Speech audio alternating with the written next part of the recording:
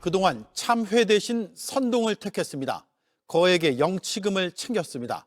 감옥 안에서도 자신의 정치적 영토를 지키려 했습니다. 그를 끊지 못한 국민의힘은 1년 만에 지지율이 반토막 났습니다. 민주당이 국가폭력의 공소시효를 폐지하는 특례법을 추진합니다. 4.3 추념식에는 국무총리와 국회의장, 여야 대표가 모두 참석했습니다. 극우단체는 여기까지 몰려와 4.3은 공산 폭동이라 주장했습니다. 유족은 이렇게 외쳤습니다. 이게 사람이 할 짓이냐? 마약합동수사본부가 박광렬의 마약 범죄뿐 아니라 사탕수수밭 살인사건의 재수사도 검토 중입니다. 박광렬을 한국에서 처벌하려면 60년형보다 더 강한 판결이 필요합니다. 탄핵이 딱 1년 됐습니다. 그 사이 내란 1심에서 무기징역이 내려졌습니다. 그러나 그가 머무는 담장 안의 시간은 참회와는 거리가 멉니다. 정치재판이라는 선동을 거두지 않았습니다. 여전히 국민을 가르고 있습니다. 12억 원의 영치금도 쌓았습니다. 파면 1년, 오늘 뉴스룸은 그의 뒷방 정치와 추락한 국민의힘 지지율, 계속되는 단죄를 첫 소식으로 준비했습니다. 우원석 기자입니다. 주문, 피청구인 대통령 윤석열을 파면한다. 1년 전 탄핵의 그날, 윤석열 전 대통령의 첫 번째 반응은 기대에 부응하지 못했다는 지지자들을 향한 메시지였습니다. 두 번째로 탄핵당한 대통령으로 역사의 오점이 됐지만 사과나 반성은 없었습니다. 그로부터 1년, 옥중에서 그리고 법정에서 윤 전 대통령의 궤변 정치가 시작됐습니다. 김건희 씨가 특검에 소환된 지난해 7월에는 특검의 수사와 재판을 정치적 탄압으로 규정하며 12.3 계엄은 역사가 평가할 것이라고 주장했습니다. 특검의 피해자로 둔갑시키며 지지층 결집을 호소한 겁니다. 비상계엄 선포 1년을 맞은 지난해 12월에는 국민을 짓밟는 정권의 레드카드를 꺼내달라며 직접적인 선동에 나섰습니다. 특히 윤 전 대통령의 메시지는 청년 세대에 집중됐습니다. 청년의 꿈과 희망을 위해 기도했다거나 자녀에게 올바른 나라를 물려줘야 한다는 절박함이 비상사태를 선포한 이유라고도 했습니다. 국민과 보수 분열을 넘어 세대까지 갈라진 계기가 됐습니다. 국가 위기 상황에서 메시지 계엄이 말도 안 된다고요? 그러면 국민 깨우는 거 말고 다른 할 게 뭐 있습니까? 결심 공판에서마저 반성하지 않은 윤 전 대통령은 1심에서 무기징역을 선고받았습니다. 사법부 비판에 몰두하며 국민을 가르고 지지층을 모으는 동안 윤 전 대통령 앞으로 쌓인 영치금은 대통령 연봉의 5배에 가까운 12억 4천만 원에 달합니다. JTBC 우원석입니다. 지난 1년 동안 국민의힘에겐 과거와 결별하고 미래를 말할 수 있는 숱한 기회들이 있었습니다. 하지만 반탄 세력을 등에 업고 당권을 쥔 장동혁 대표는 이를 걷어찼습니다. 민심은 무섭게 응답하고 있습니다. 지난 1년 사이 당 지지율이 반토막 나며 또 바닥을 쳤습니다. 구민주 기자입니다. 헌법재판소의 파면 결정에도 국민의힘은 쉽사리 윤 전 대통령을 끊어내지 못했습니다. 주류적 분위기가 대통령과의 관계를 정리해야 된다라든지 이런 건 아닌 것은 분명합니다. 관계는 물 흐르는 대로. 속수무책 정권을 내준 후 2달여 만에 꾸려진 장동혁 지도부는 반성은커녕 윤허개인 세력에 가까워졌습니다. 전직 대통령이었던 분에 대한 인간적인 예의를 다한 것입니다. 우리가 황교안입니다. 뭉쳐서 싸웁시다.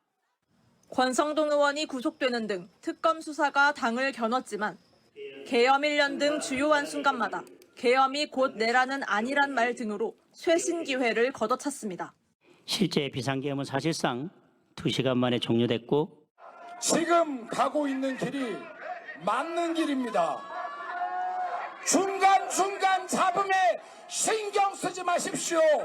안팎으로 거세지는 절윤 요구에도 오히려 강성 인사를 요직에 채우고 당내 반대 세력에 징계의 칼을 들었습니다. 당내 갈등이 폭발하는 사이 107석 제1야당은 여당 견제 능력마저 후퇴했습니다. 이제 단식을 그만두겠다 이렇게 단속을 해주셨으면 그렇게 하겠습니다. 지방선거를 석 달 앞두고 뒤늦게 의원 전원 이름으로 윤어게인 반대 결의문을 내놓았지만 체감되는 변화는 없었습니다. 저륜의 늪에서 허우적대던 1년, 당 지지율은 탄핵 때에 반토막이 났고 오늘 발표된 조사에선 18%로 지난주에 이어 또 최저치를 기록했습니다. 내일이면 헌법재판소가 윤석열을 파면한 지 꼭 1년을 맞습니다. 지난 1년에 새 정부가 들어섰고요. 우리 국민들이 많은 변화를 체감하고 있죠. 근데 변화하지 않은 것이 있습니다. 윤석열의 태도입니다. 하루 재판 2개를 받는 상황에서 반성은커녕 여전히 부하들 탓만 늘고 있다고 하는데요. 신다인 기자 리포트 보고 와서 이야기 나누겠습니다. 주문, 피청구인 대통령 윤석열을 파면한다. 헌법재판소가 윤석열 씨를 파면한 지 1년. 현재 윤 씨는 피고인 신분으로 8개의 형사 재판을 받고 있습니다. 하지만 재판 내내 책임을 인정하거나 반성하는 모습은 보이지 않고 있습니다. 오히려 허위 조작 수사라며 혐의를 전면 부인하고 있습니다. 지금까지 1심 선고가 나온 사건은 2건입니다. 법원은 지난 1월 체포 방해 혐의의 징역 5년, 2월에는 내란 우두머리 혐의의 무기징역을 선고했습니다. 특히 재판부는 12.3 비상계엄을 국헌 문란을 목적으로 한 폭동이라고 판단했습니다. 그러나 윤 씨는 최후 진술에서도 이 같은 판결을 정면으로 부정했습니다. 항소심에서도 입장은 변하지 않았습니다. 체포영장 집행은 불법이었다고 주장했고 국무위원회 심의권을 침해하지 않았다고 주장했습니다. 현재 체포방해 사건은 항소심 결심을 앞두고 있어 이르면 상반기 내 선고가 예상됩니다. 나머지 6건의 사건도 1심이 진행 중입니다. 이 가운데 공직선거법 위반 사건은 당선 무효형이 확정될 경우 국민의힘이 대선 비용 약 397억 원을 반환해야 하는 사안이어서 파장이 클 전망입니다. 재판은 더 늘어날 가능성도 있습니다. 추가 의혹을 수사하는 2차 특검이 가동 중이기 때문입니다. 뉴스토마토 신다인입니다. 예. 지금 보니까 오늘이 4월 3일이라서요. 내일이면 윤석열이 탄핵된 지 딱 1년이 되는 날이더라고요. 그래서 요거 한번 정리해 보려고 주제를 잡아봤습니다. 당시 4월 4일 모두 기억하시죠? 뭐 이게 우신 분도 있고. 왜냐면 우리가 이 헌재의 판결을 엄청 기다렸거든요. 근데 진짜 간만에 나온 탄핵 이 판결. 기억나세요? 네, 기억나죠. 뭐, 한 2, 3주 전부터 5대 3이다, 4대 4다, 왜 이렇게 안 하는 거냐, 이게 되는 거냐, 이러다 안 되는 거 아니냐, 뭐 이런 얘기를 해서, 저도 그날 이제 편집국에서 테레비 앞에 모여서 그죠. 다 봤던 기억이 납니다. 네. 굉장히 좀, 그 12.3 비상계엄 이후에, 뭐 체증이라고 해야 될까요? 울분이라고 해야 될까요? 그러니까 뭔가 답답한 상황이 계속 이어졌잖아요. 윤석열이 아직도 태도 변화가 없는 거고, 그때는 더 그랬으니까 이제 그거를 좀 이제 내려가게 만드는, 가라앉히게 만드는 그때 이제 낭독을 들으면서 그래도 더디더라도 순리대로 간다. 그리고 이제 뭐 이런 것들을 좀 느꼈던 기억이 있습니다.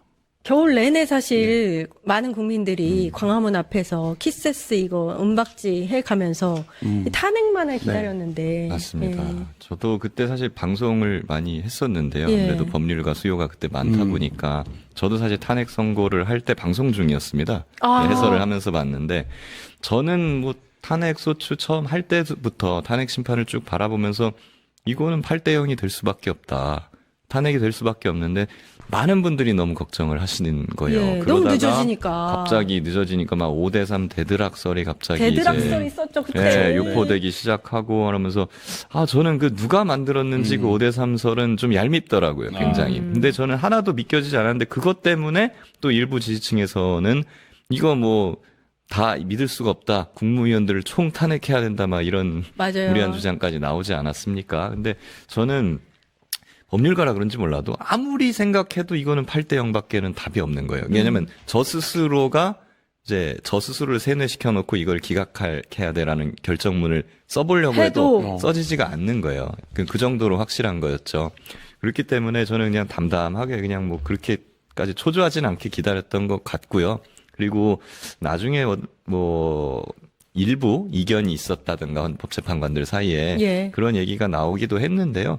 저는 그럼에도 불구하고 8대 0이라는 것 자체는 바뀌지 않았다라고 생각을 합니다. 다만 절차적인 상황이라든가 일부 사안에 있어서의 보충 의견 정도 그런 거의 이견이었다고 저는 보고 처음부터 끝까지 8대 0은 바뀔 수가 없었다고 예. 봅니다. 그리고 탄핵 사유가 5개예요. 5개인데 5개가 다 8대 0이었어요. 맞습니다. 예. 그러니까 이건 40대 0인 겁니다. 네. 예. 그러니까 뭐 제가 보기에는 한 37대 3, 뭐 38대 2, 뭐 이런 거는 중간에 잠깐 있는 상황이었을 수도 있겠습니다만은 걱정할 필요가 없는 상황이었죠, 사실은. 예, 예. 이번에 딱 요 시기에 맞춰서 우리 한겨레가 네.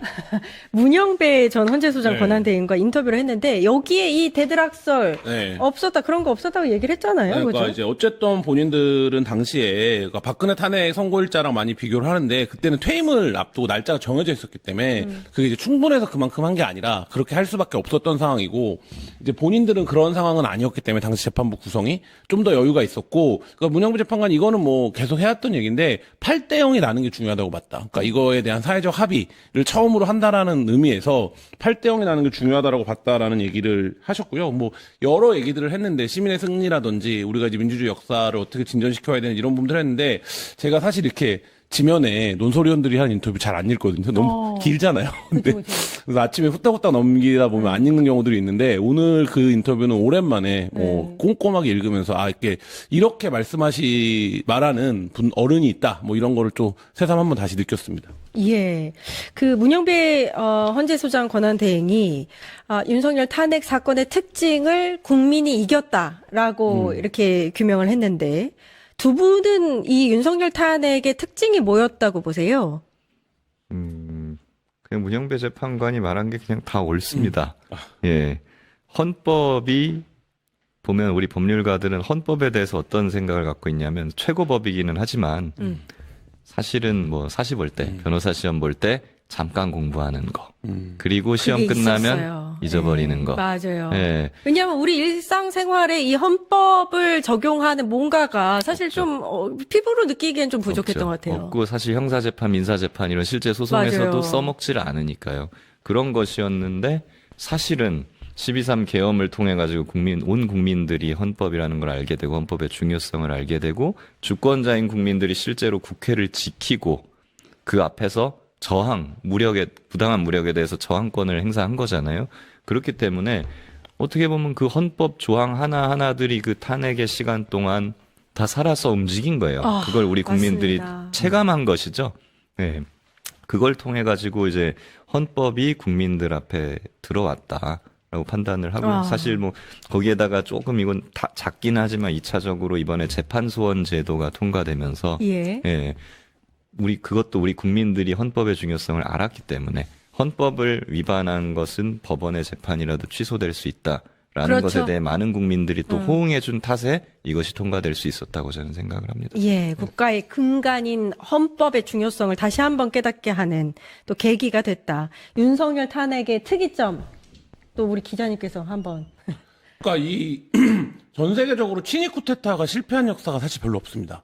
그렇죠. 예, 친위 쿠데타는 맞아요. 거의 성공을 하는 거예요. 그러니까 판결문에도 그게 있었어요. 예, 거의 그러니까 체제가 또 특히 더군다나 체제가 선진화될수록 그거에 취약할 수 있다는 점도 우리가 확인했던 거 아닙니까?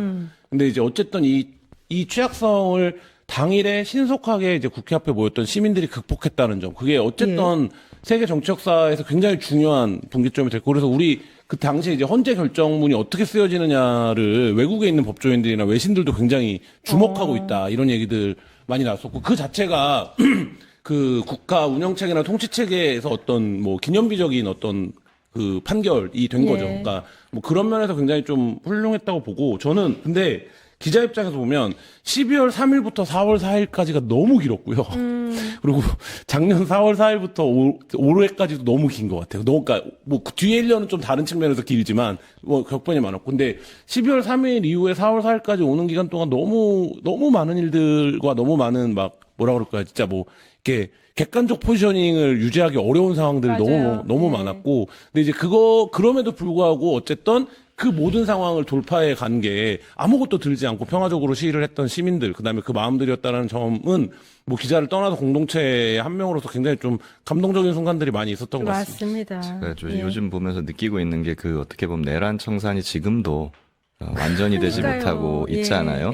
이걸 보면서 제가 좀 느꼈어요. 과거에는 경제 살리는 게 제일 어렵다고 대통령들이 그랬는데 내란 청산하는 게 이게 무슨 코스피 6천 만드는 것보다도 훨씬 어려운 이런 상황이에요. 아니 그도 그럴 것이 지금 내란 재판 아직도 진행 중이에요. 아직도 이게 결론이 안 났어요. 최종 결론이 안 났고 윤석열은 아직도 궤변을 일삼고 있습니다. 이 윤석열 재판 지금 계속해서 이루어지고 있는데 특히 내란 재판에서의 윤석열의 태도들, 뭐 발언들 이런 거 어떻게 보셨는지. 그 재판을 포기한 자잖아요. 그러니까 그 재판에서 본인에게 어떤 유리한 진술이나 증언을 할 생각이 없고, 그러니까 지금 헌재 재판 때부터 지금 이어지는 형사 재판에 이르기까지 일관된 태도로 이제 말하자면 궤변, 그리고 이제 변호인단들도 전혀 피고 자신의 의뢰인의 이익에 도움되는 발언들을 하지 않고 거기서 이제 정치 행위를 하고 있고.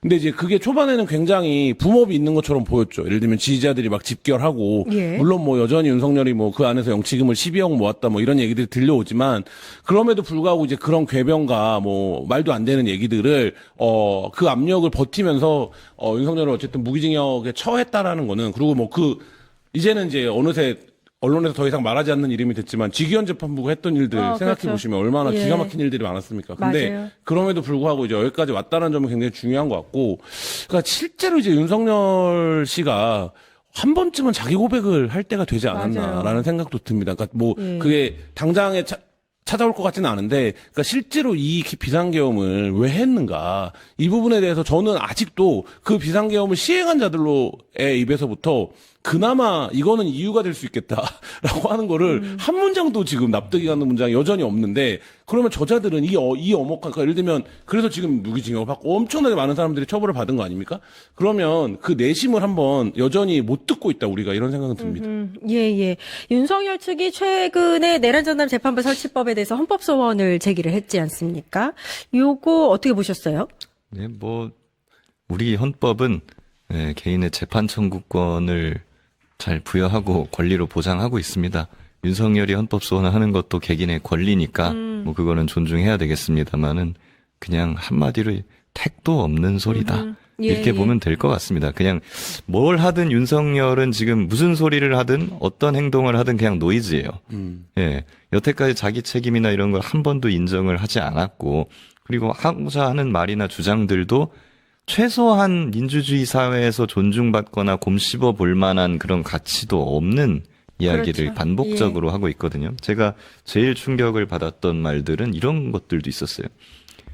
아니, 국무위원이라는 사람들이 계엄을 하는데 말리지도 않고. 그렇죠. 예. 말렸으면 내가 안 했을 거예요. 예. 그리고 나중에 이제 재판에서 뭐 이제 변명이나 이런 걸로 일관하는 모습도 참 기가 막혔습니다. 마지막에 본인이 바보라고 했잖아요. 내가 바보인데 어떻게, 바보가 어떻게 쿠데타를 하냐. 쿠데타를 할 정도면 눈치도 빨라야 되고 뭐 똑똑해야 되는데 난 지금 바보 아니냐, 이런 얘기를 하는데, 그러니까 이게 뭐 우리가 재벌 회장들이나 기존의 권력자들이 저는 진짜 하나도 몰랐어요 이렇게 해서 재판장에서 바보 전략을 쓰는 거를 봐왔지만, 대통령으로서 내란 비상계엄을 일으켰던 자가 내가 바보다 이렇게 얘기하는 거 자체가 굉장한 코미디죠. 그러니까 그 코미디를 다 보고 있는 거죠. 예, 마지막으로 오늘 김규현 변호사님을 모셨으니까 오늘 그 국조특위에 박상용 검사 출석을 했더라고요. 근데 증인 선서를 거부했어요. 나오긴 나왔는데 재작년부터 그 최혜병 사건 이후에 임성근 전 사단장이 선서를 거부했었죠. 그 이후에 이게 유행이 된 것 같아요, 약간. 그러니까. 근데 박상용 검사는 마치 지금 국회의원들이나 자기에 반대하는 그런 사람들, 자기 의혹 제기하는 사람들한테 토론하자, 나와라, 뭐 이렇게 말을 해놓고서는 국정조사에도 당당하게 나갈 것처럼 해놓고 정작 나와가지고 나를 고발할 거니까, 나를 고발할 게 분명하기 때문에 나는 선서를 거부하겠다. 이렇게 말을 하고 있는 거거든요. 아니, 어떻게 법률가가 그런 말을 할 수가 있습니까? 사실 저도 청문회 증인을 여러 번 해봤어요. 최혜병 사건에서. 저도 사실 처음엔 참고인으로 갔는데도 그때 이제 국민의힘 의원들이 저한테 뭐 제보 공작 막 이런 정치 공작 프레임을 씌워가지고 증인해라, 선서해라 이렇게 요구를 했거든요. 그러세요 하고 당당하게 저 그냥 현장에서 선서하고 증인으로 바꿨거든요. 진실만을 말할 거니까 문제가 되지 않으니까. 아무 문제가 없죠. 그리고 당연히 국민의힘 저 고발했습니다.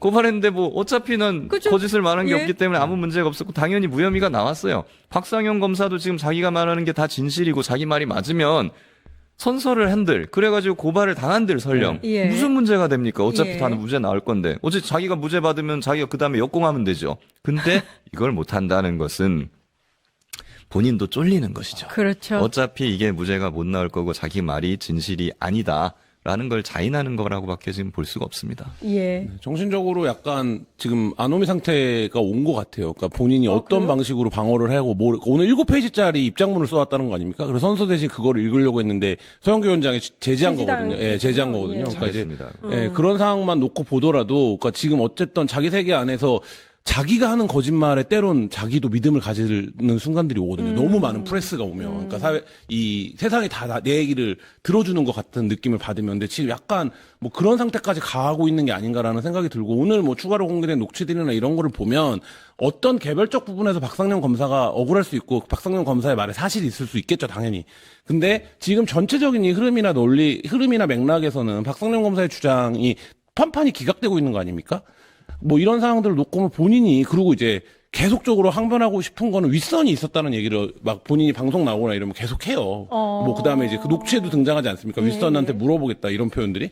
그러니까 그 부분들에 대해서 지금 김 변호사님 말씀하신 것처럼 진실을 이제 말할 때가 됐다. 여기서 더 버티기가 이제 어렵다 이런 생각이 듭니다. 알겠습니다. 이 자세한 소식은 내일 저희가 다뤄보도록 하고요. 오늘은 여기까지 하겠습니다. 김교환 변호사님 먼저 보내드리겠습니다. 감사합니다. 감사합니다. 지난해 7월 구속 수감된 윤석열 전 대통령 측이 SNS에 영치금 계좌번호를 공개했습니다.